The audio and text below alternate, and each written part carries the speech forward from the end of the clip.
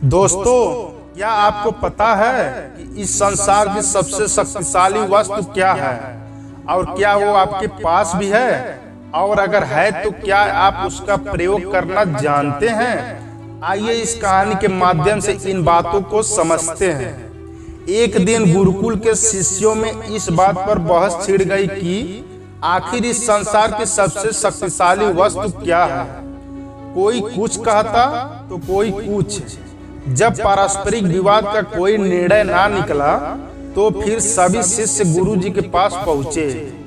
सबसे पहले गुरुजी ने उन सभी शिष्यों की बातों को सुना और कुछ सोचने के बाद बोले, तुम सबकी बुद्धि खराब हो गई है क्या? ये अनाप शनाप निरर्थक प्रश्न कर रहे हो? इतना कहकर वे वहां से चले गए।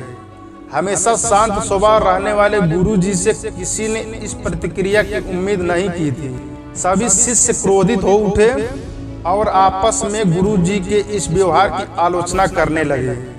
अभी वे आलोचना कर ही रहे थे कि तभी गुरुजी उनके समक्ष पहुंचे और बोले, मुझे तुम सब पर गर्व है।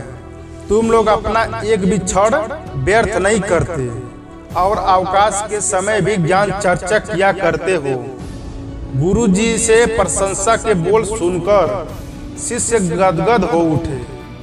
उनका स्वाभिमान जागृत हो गया और सभी के चेहरे खिल उठे। गुरुजी ने फिर अपने उन शिष्यों को समझाते हुए कहा, मेरे प्यारे शिष्यों, आज जरूर आप लोगों को मेरा व्यवहार कुछ विचित्र सा लगा होगा। मैंने ऐसा जानबूझकर आपके प्रश्न का उत्तर देने के लिए किया था। देखिए, जब मैंने आपके प्रश्न के बदले में आपको भला बुरा कहा तो आप सभी क्रोधित हो उठे और मेरी आलोचना करने लगे। लेकिन जब मैंने आपकी प्रशंसा की तो आप सब प्रसन्न हो उठे। तो पुत्रों, संसार में वाणी से बढ़कर दूसरी कोई शक्तिशाली वस्तु नहीं है। वाणी से ही मित्र को शत्रु और शत्रु को भी मित्र बनाया जा सकता है। ऐसी शक्तिशाली वस्तु का प्रयोग प्रत्येक व्यक्ति को सोच समझकर करना चाहिए। वाणी का मधुरता लोगों को अपनी ओर आकर्षित कर लेता है। गुरु जी की बातें सुनकर शिष्यगण संतुष्ट होकर लौट आए और उस दिन से मीठा बोलने का अभ्यास करने लगे। तो दोस्तों, इस कहानी से हमको ये सीख मिलती है, हमारी बोली या हमारी वाणी बेहद शक्तिशाली होती है। जरूरत है इसका सही प्रयोग करने की।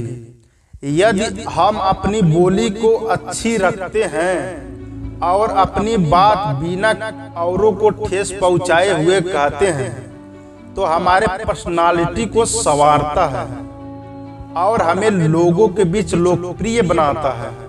वहीं अगर हम नॉर्मल बात भी डिसरिस्पेक्ट या क्रोध के साथ कहते हैं तो ना हम ठीक से अपना मैसेज कन्वे कर पाते हैं और ना ही दूसरों के हृदय में अपने लिए कोई जगह बना पाते हैं।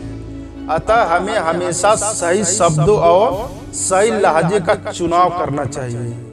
तो दोस्तों, वीडियो के यहीं पर एंड करते हैं और मिलते हैं अगले वीडियो में और अगले टॉपिक पे।